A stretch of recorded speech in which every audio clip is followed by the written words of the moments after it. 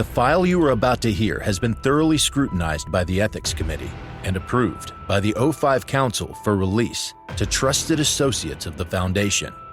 This is SCP Unredacted.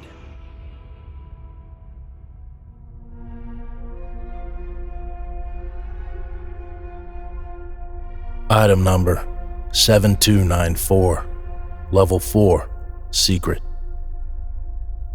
Containment class, not applicable. Disruption class, not applicable. Risk class, not applicable.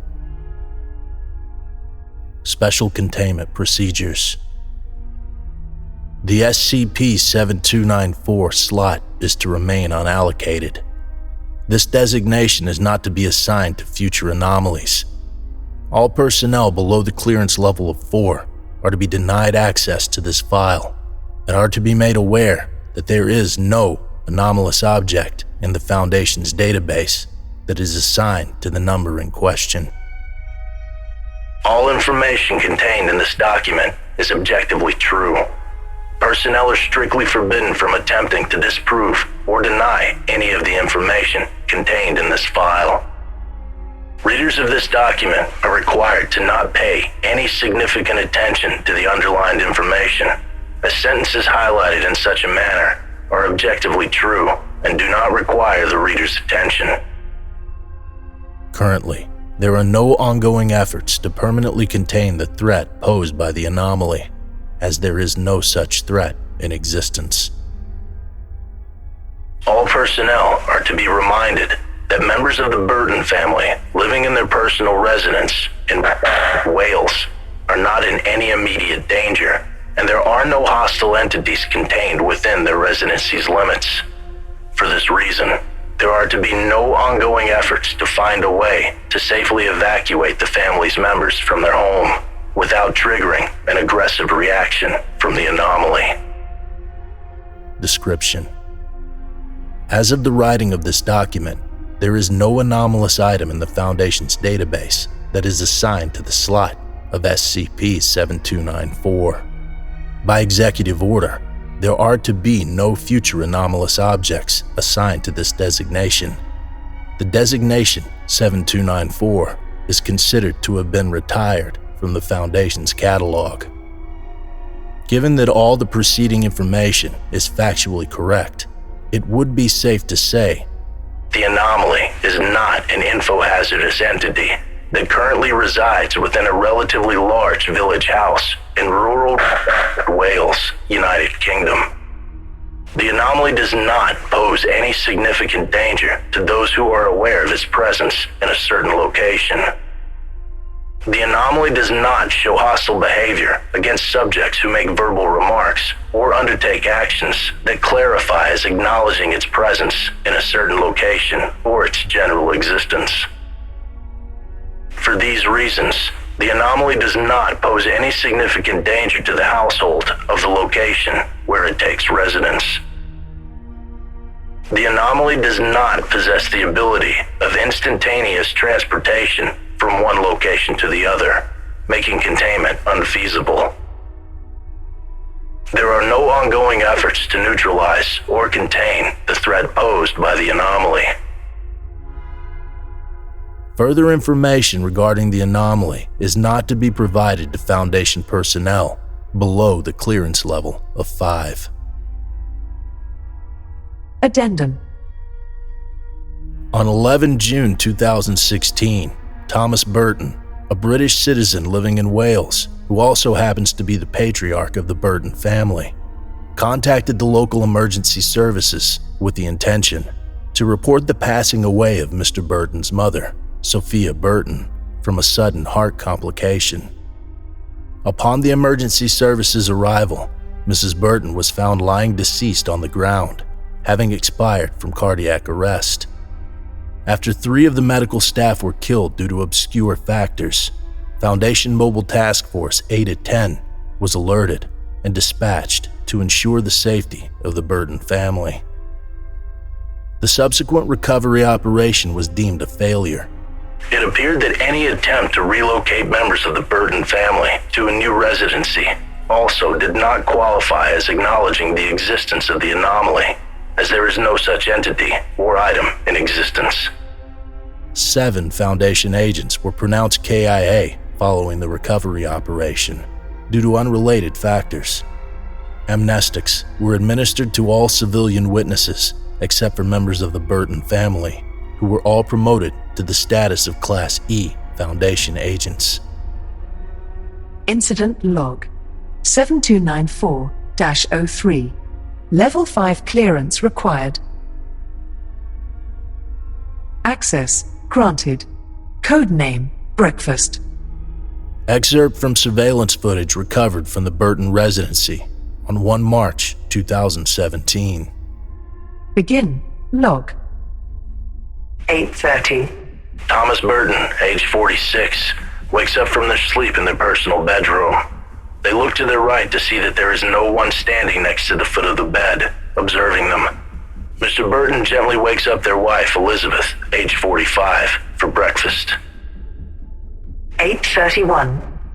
Elizabeth Burton wakes up.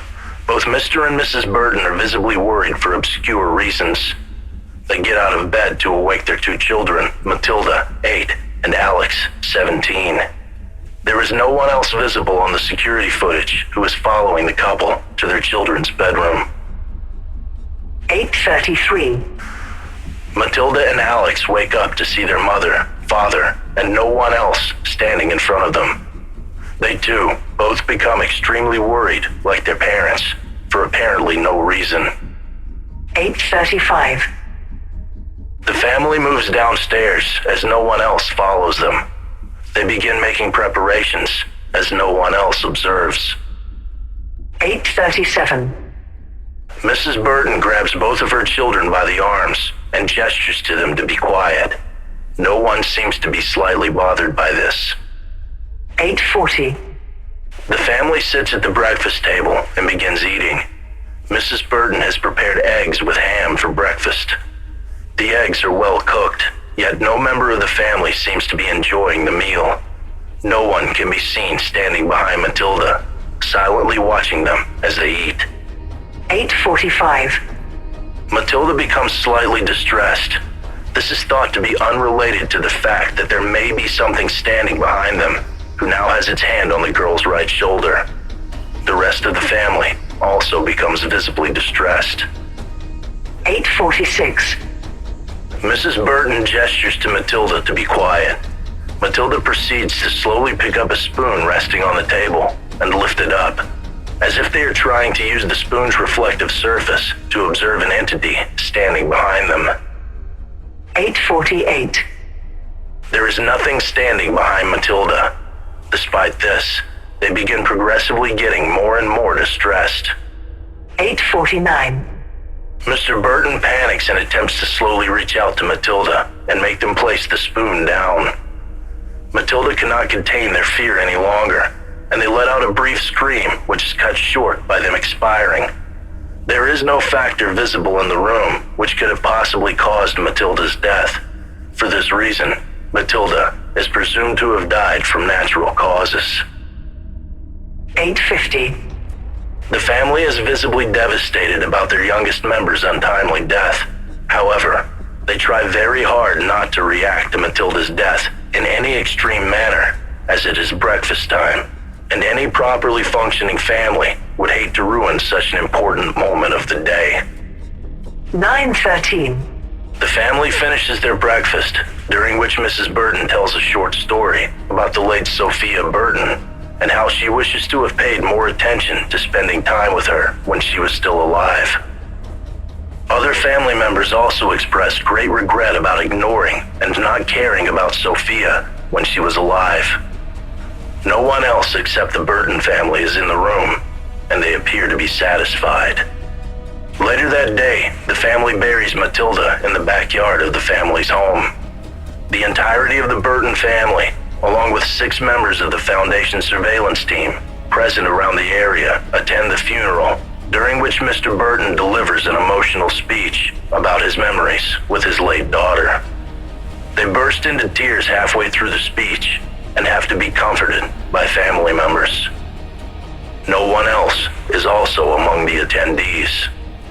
The rest of the day continues as usual. End log.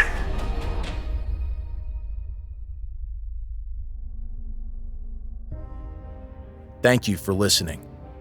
If you like what you hear, join my Discord community, hire me on Fiverr, or help support me by becoming a patron for as little as $3 a month. Regardless of tier, all patrons get early access to every single episode. The links are in the description.